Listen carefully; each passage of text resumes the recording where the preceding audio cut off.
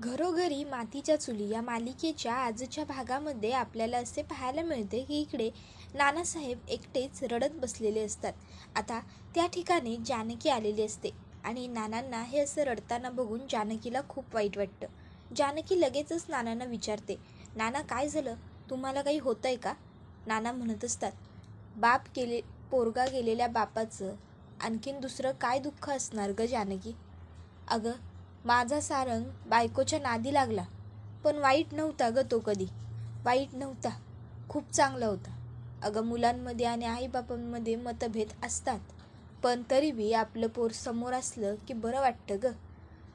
अगं, कधी नाही रमला सारंग शाळेत अभ्यासात, मातीत रमला आणि शेवटी बी माझ्या हातात मातीच उरली ग.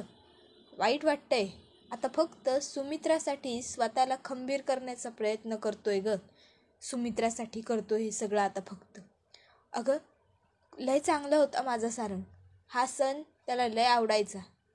तो आता ह्या जगात नाही आणि आपण तो आपल्या आसपास आहे असं समजून हा सण साजरा करायचा. कसं शक्य आहे ग जानकी? सांग ना, कसं शक्य आहे? खूप त्रास होतोय ग सारंग नसल्याचा. अगं, एखादा कोल्हा यावा आणि रातोरात जसं शेत उद्ध्वस्त व्हावं ना, तसं एकाएकी सगळं अगदी उद्ध्वस्त होऊन गेलं. अगं, हे कळायला वेळ सुद्धा मिळाला नाही की सारंग ह्या जगात नाही. ना त्याची शेवटची गाठ भेट, ना शेवटचं काही बोलणं, काहीच नाही ग झालं आमच्यामध्ये. म्हणजे विश्वासच पटत नाही आहे की सारंग ह्या जगात नाही म्हणून. त्याबरोबर जानकी म्हणत असते, नाना हे बघा, तुम्ही रडू नका, काळजी करू नका. कुठल्या ना कुठल्या रूपात नक्की सारंग भाऊजी आपल्या घरात येतील. नाना म्हणतात, नको ग माझी समजूत काढू, अशी पोरी नको काढू. अगं, गेलेला माणूस कधी येतो का ग परत? त्याबरोबर जानकी म्हणत असते, नाना तुमच्या डोळ्यात ज्या बाईने पाणी आणलंय ना, त्या ऐश्वर्याला मी नाही सोडणार. तिच्यामुळे तुम्हाला खूप त्रास झालाय. तर आपण दुसरीकडे पाहतो की गुलाबने डेकोरेशनवाल्या माणसांना आणलेलं असतं आणि तो आता जानकीला म्हणतो, वहिनी ही डेकोरेशनवाली माणसं आहेत. ओ दादा, असलं भारी झाक डेकोरेशन झालं पाहिजे ना की आमचे सारंग दादा जिथं कुठं असतील ना तिथनं बी म्हणायला पाहिजे, वा गुलब्या वाह, काही डेकोरेशन केलंय म्हणून. समजलं ना? त्याबरोबर ती माणसं लगेचच डेकोरेशन करायला तयार होतात आणि आतमध्ये जायला लागतात. आता त्यांच्यामध्येच एक सारंगसुद्धा असतो. सारंगसुद्धा आता तिथे आलेला असतो आणि लगेचच गुलाबदादा सांगतात फुलांच्या माळा कुठे ठेवायचे ते. तर आता इथे सारंग हा नानांची ही परिस्थिती बघतो आणि त्याला खूप वाईट वाटतं. तो आता नानांकडे बघत असतो, जानकीकडे बघत असतो. त्याबरोबर लगेचच आता नानांचं आपल्याकडे लक्ष नाही आहे हे बघून जानकी त्याला इशारा करते की सारंग भाऊजी तुम्ही बाहेर जा, मी येते. तसा सारंग तिला होकारार्थी मान डोलावतो आणि तिकडनं निघतो. तर दुसरीकडे आपण पाहतो की इथे आजी ही आता ऐश्वर्याच्या चेहऱ्यावरती पाणी शिंपडते आणि तिला उठवत असते, उठ उठ ग उठ. त्याबरोबर ऐश्वर्या उठते आणि आजीला म्हणत असते, आजी अहो काय चाललंय तुमचं, का उठवताय मला? त्याबरोबर आजी म्हणत असते, अगं किती झोपतेस? त्यावर ऐश्वर्या म्हणते, अहो तुम्ही रात्री घोरत होतात ना, त्यामुळे मला झोपच नाही लागली. किती उशिरा डोळा लागलाय माझा माहिती आहे का तुम्हाला? त्याबरोबर आजी म्हणत असते, बरं मग आता उठ चल, आणि खाली गणेश उत्सव सुरू आहे, त्याच्या तयारीला जरा हातभार लाव मला, चल चल चल. त्यावर ऐश्वर्या म्हणते, काय घरात गणेश उत्सव करायचं चालू आहे? अहो इथे माझे सारंग जाऊन 1 महिना नाही झालेला, तर घरात गणेश उत्सव? त्याबरोबर आजी म्हणत असते, अगं सारंगला गणपती खूप आवडायचे ना, म्हणून सारंगसाठीच आपण हा उत्सव साजरा करतोय, चल तू. त्यावर ऐश्वर्या म्हणते, काय अहो काहीही कसं बोलू शकतात ही लोक? स्वतःच्या आनंदासाठी माझ्या सारंगचं नाव हे असं खराब करतायत का? नाही, या घरात गणेश उत्सव वगैरे काहीही साजरा होणार नाहीये, मी होऊच देणार नाहीये, मी आलेच. त्याबरोबर आजी म्हणत असते, अगं ऐश्वर्या थांब, अगं ऐक ऐश्वर्या. पण ऐश्वर्या काहीच ऐकत नाही, ती थेट खाली निघून येते. त्याबरोबर आपण पाहतो की इथे आता ऐश्वर्या ही सगळ्यांना हाका मारते, थांबवा हे सगळं, काय सुरू आहे तुमचं? अरे माझ्या सारंगला जाऊन अजून 1 महिनाही नाही झालेला, तर तुम्ही घरामध्ये सण उत्सव कसले साजरे करताय? काही गणेश उत्सव वगैरे करायचा नाही आहे या घरामध्ये, आणि हे मी सांगते. त्याबरोबर त्या ठिकाणी सुमित्रा आलेली असते. आता सुमित्रा विचारते, काय झालं ऐश्वर्या, का चिडतेस? त्यावर ऐश्वर्या म्हणत असते, आई तुम्ही, अहो या बाकी सगळ्यांकडून तर माझी दुसरी काही अपेक्षाच नव्हती, पण तुम्हीही हे असं वागाल? अहो तुम्ही तर आई आहात ना? मग त्याबरोबर लगेचच जानकी ही ऐश्वर्याला म्हणते, ऐश्वर्या, आईंशी नीट बोलायचं हां, आमच्याशी कसंही बोलतेस, आईंशी नाही, त्यांना दुखवू नको. त्यावर ऐश्वर्या म्हणत असते, का करताय हे सगळं? सांगा ना, कशासाठी? घरात गणपती बसवायची काय गरज आहे तुम्हा सगळ्यांना? तुम्ही घरात गणपती बसवणार म्हणजे काय घडणार? ही अवंतिका, हा ऋषिकेश दादा, हा सौमित्र, तुम्ही सगळे गणपती बाप्पाची पूजा करणार, आरती करणार, आणि मी काय करायचं? मी मागे उभं राहून झुरत राहायचं की आज माझे सारंग असते तर मी सुद्धा सारंगबरोबर गणपतीची पूजा केली असती. हां, नंतर आठवते आई तुम्हाला, गेल्या वेळेस सारंगना आवडते म्हणून मी त्यांच्यासाठी गणपतीत पुरणपोळी बनवली होती. फार जमली नव्हती मला, करपली होती माझी पुरणपोळी, तरीसुद्धा अगदी आनंदाने आवडीने खाल्ली होती हो त्यांनी मी बनवलेली पुरणपोळी. मग यावेळेस पुरणपोळी बघून मला आठवण नाही का येणार सारंगची? सांगा ना, येईल ना? का उगाचच्या उगाच माझ्या जखमेवर मीठ चोळताय तुम्ही सगळे? का माझ्या जखमेवर खपली आलेली सुद्धा नाही आहे तर तिच्यावर नखं मारायला सुरुवात करताय? नको ना प्लीज. आणि जर माझ्या जखमेवरती नखं मारूनच तुम्हा सगळ्यांना आनंद मिळणार असेल ना, बरं वाटणार असेल तर ठीक आहे, मारा माझ्या जखमेवर नखं. तसंही तुम्हा सगळ्यांच्या आनंदापेक्षा माझं दुःख मोठं नाहीच आहे ना. करा तुम्ही, साजरा करा, गणपती करा, उत्सव करा, सगळं करा. हां, माझे सारंग गेलेत हे विसरू नका फक्त कुणी या घरातल्या. अहो, खूप जीव होता हो त्यांचा माझ्यावर आणि माझाही त्यांच्यावर, आणि तुम्ही हे सगळं लगेच असं वागाल? खरंच शी, खूप चुकीचं वागताय तुम्ही सगळे माझ्याबरोबर, खूप चुकीचं. माझे सारंग जिथे कुठे असतील ना, त्यांना हे सगळं बघून खूप वाईट वाटेल, खूप दुःख होईल. काय तर म्हणे सारंगच्या आठवणीत तुम्ही सण साजरा करताय. अहो, पण मी तर जिवंत आहे ना. मग एकदा मलाही विचारायचं होतं की हा सण साजरा करायचा की नाही आपण? ऐश्वर्या, खूप चुकीचं वागलाय तुम्ही, मुद्दाम करताय हे सगळं मला त्रास देण्यासाठी ना, मला माहिती आहे. पण करा, तुम्ही करा तुम्हाला जे हवं ते. त्याबरोबर सुमित्रा म्हणते, ऐश्वर्या थांब, अगं हे बघ, तुला त्रास द्यावा किंवा तुला वाईट वाटावं असा आमचा कोणताही हेतू नव्हता.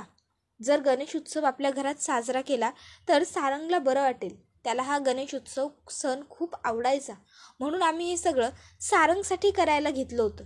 पण जर तुला या सगळ्यामुळे त्रास होणार असेल तर काही हरकत नाही, आपण नको साजरा करायला गणेश उत्सव. तुम्ही सगळ्यांनी निघून जा रे, थांबवा तयारी, नाही करायचा गणेश उत्सव, असं ती म्हणते. त्याबरोबर ऐश्वर्या ही लगेचच तिकडनं वरती यायला लागते आणि मनात म्हणत असते की ऋषिकेश, तू जर मला त्रास देऊ शकतोस तर मी सुद्धा तुमचा गणेशोत्सव थांबवूच शकते. तर इकडे आता हे सगळं काही सारंगला कळालेलं असतं. सारंग म्हणत असतो की हे सगळं ना ती ऐश्वर्या मुद्दाम करते, मला माहिती आहे ना.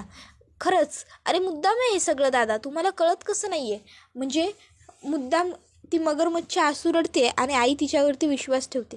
आता आईला कसं सांगायचं की ती बाई किती खोटारडी आहे, की ती बाई किती नीच आहे ते? तिच्या रडण्यावरती आई प्रत्येक वेळेस विश्वास ठेवते, पण आई आपली खूप मोठी चूक करते रे. मला ना कळत नाही आहे की का, म्हणजे ही बाई आपल्या घरात आली कशासाठी?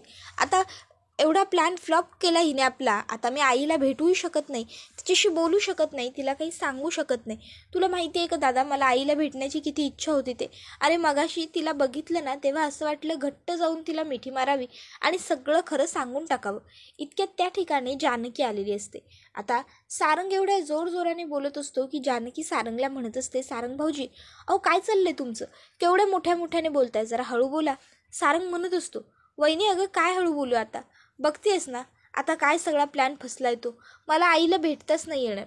मी एक काम करू का, जाऊन मागच्या बाजूने आईला भेटू का आपल्या घराच्या? त्यावर लगेचच ऋषिकेश म्हणतो, नाही या नाही सारंग, अजिबात नाही या, मागच्या दाराने वगैरे काही नाही जायचंयस तू घरात. हे बघ, उगाचच्या उगाच करायला जाशील एक आणि होईल काहीतरी भलतं दुसरंच. उगाचच्या उगाच असलं काहीतरी करशील आणि आपला सगळा प्लॅन फ्लॉप होऊन जाईल. त्याबरोबर लगेचच इकडे अवंतिकासुद्धा म्हणायला लागते की हो सारंग भाऊजी, मला सुद्धा ऋषिकेश दादांचं पटतंय. अहो हे बघा, उगाच आपल्याला रिस्क घ्यायला नको, आणि तसंही आपल्याला माहिती आहे ती ऐश्वर्या किती नालायक आहे ते. मग आणि तुमचं आणि आईंचं बोलणं ज्यावेळेस होईल त्यावेळेस तुम्ही घरातच बोलणं गरजेचं आहे, कारण आई कशा रिॲक्ट होतील ना ते सुद्धा माहीत नाही आहे आपल्याला. त्याबरोबर सारंग म्हणत असतो, अगं वहिनी पण हे सगळं कसं शक्य आहे?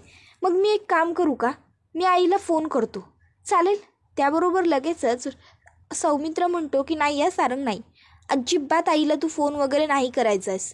अरे फोनवरती बोलल्याने आईला विश्वास थोडीच पटणार आहे की तू सारंग आहेस म्हणून. तू जेव्हा समोरासमोर तिच्याशी बोलशील ना तेव्हाच तिला खरं वाटेल. त्यावर लगेचच सारंग म्हणतो, म्हणजे मी आईला भेटायचंच नाही आहे का?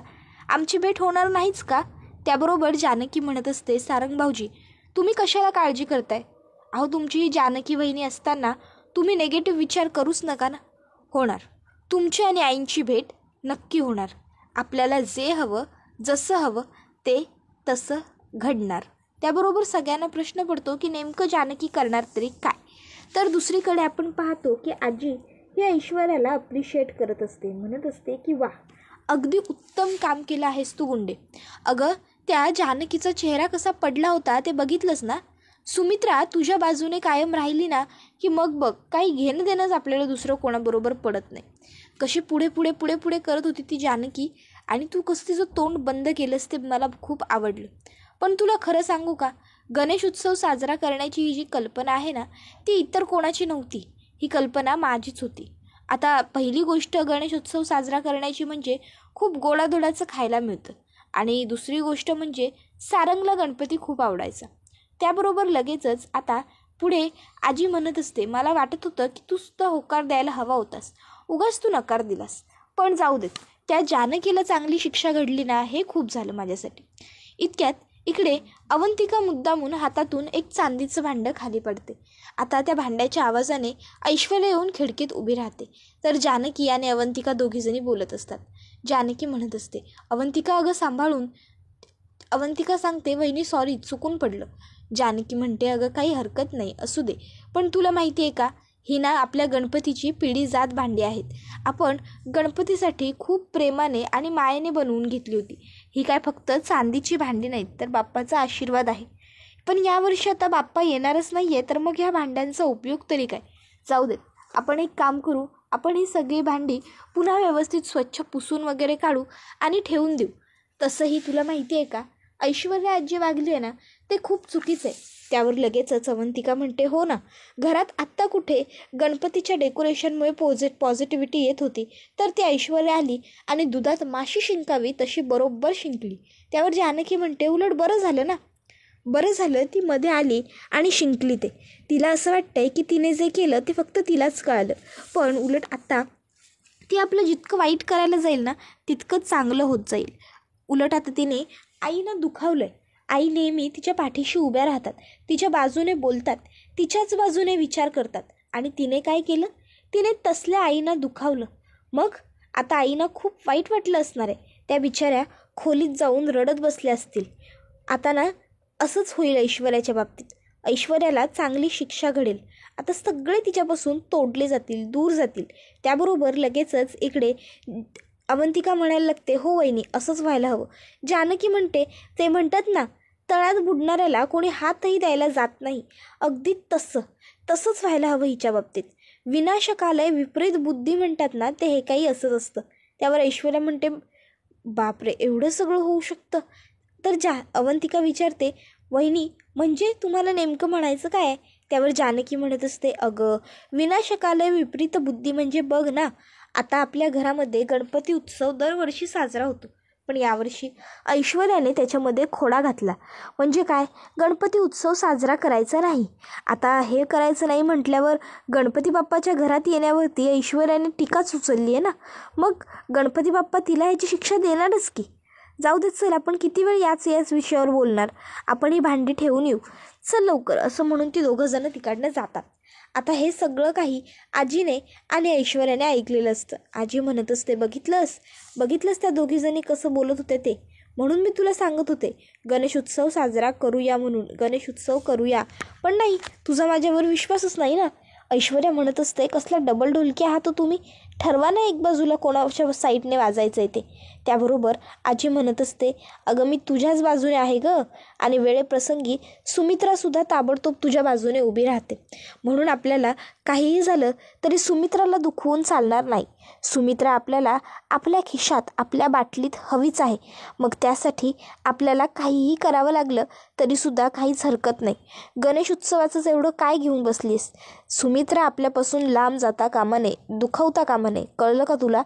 त्याबरोबर लगेचच आता इथे ऐश्वर्यासुद्धा विचार करते की बरोबर आजींचं म्हणणं, मला काही झालं तरी आईना दुखवून चालणार नाही. ह्या घरात फक्त त्या एकट्याच माझ्या फेवरमध्ये बोलतात. मग जर मी त्यांना दुखवलं तर कसं काय चालेल? आणि मग आता ऐश्वर्या ही आईंना मनवायचं असा विचार करत असते. तर दुसरीकडे आपण पाहतो की सारंग हा ऋषिकेश आणि सौमित्राला म्हणत असतो, दादा अरे खूप खास सुट्टी आहे रे आता मला. ह्या नकली डाळीमुळे आता मला त्रास व्हायला लागला. त्याबरोबर ऋषिकेश त्याला सांगत असतो की हे बघ सारंग, थोडा वेळ कंट्रोल कर, नाटक करू नकोस. तर सौमित्रसुद्धा म्हणत असतो की सारंग धीर धर थोडासा, वहिनी येतच असतील. त्याबरोबर सारंग म्हणत असतो, माझ्या आईशी भेट नाही होणार का? ती ऐश्वर्या नाटक करतच राहणार का? आणि आईला खरं कधी कळणार नाही का? त्याबरोबर सारंगला आता ऋषिकेश आणि सौमित्र सांगत असतो, तू काळजी करू नकोस.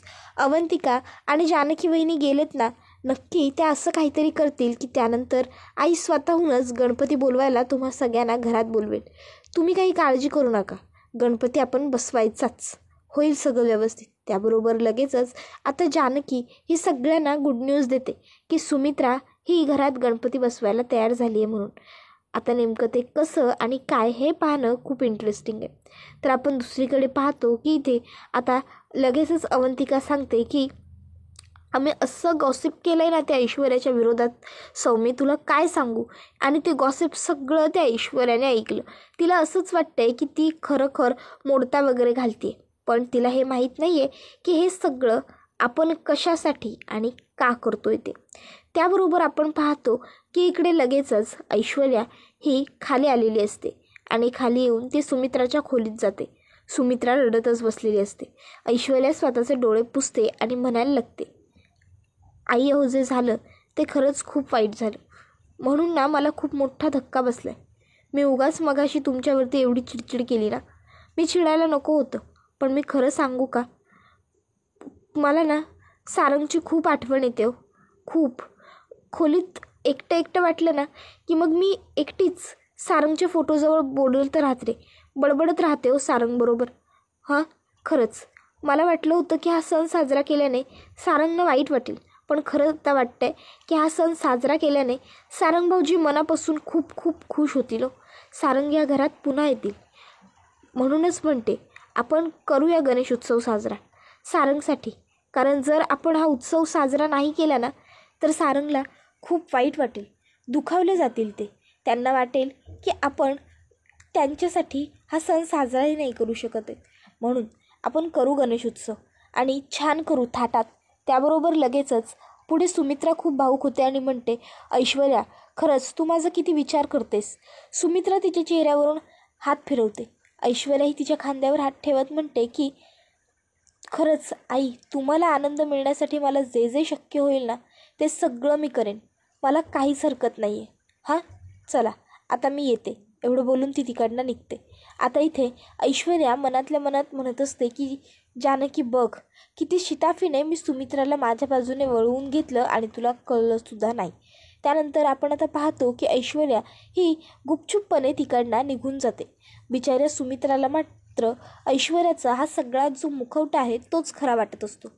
तर आता आपण दुसरीकडे पाहतो की सारंग ह्याचा जीव अगदी वरखाली वरखाली वरखाली होत असतो. त्याला कळत नसतं की नेमकं आतमध्ये सुरू तरी काय असेल. त्याबरोबर आता लगेचच त्या ठिकाणी ऋषिकेश असतो. तो त्याला सांगत असतो की हे बघ सारंग, घाबरू नको. गेल्यात ना तुझ्या दोघी वहिनी, त्या नक्की काहीतरी चांगलंच उत्तर घेऊन येतील आपल्याकडे. फक्त तू जरा पॉझिटिव्ह विचार कर. पॉझिटिव्हिटी ही खूप महत्त्वाची असते सारंग, तुला कळतं आहे ना. त्याबरोबर सारंग म्हणत असतो की दादा अरे पण. त्याबरोबर सौमित्र आणि ऋषिकेश त्याला सगळं चांगलं होईल सांगतात. इतक्यात त्या ठिकाणी जानकी आणि अवंतिका येऊन आपला प्लॅन सक्सेसफुल झाला असं सांगतात. मग काय आता इथे ते सगळे आनंद साजरा करत असतात आणि अचानक त्यांच्यातून सारंग गायब होतो. ऋषिकेश हा लगेचच जानकीला म्हणतो, आईला भेटायला तर गेला नसेल ना हा.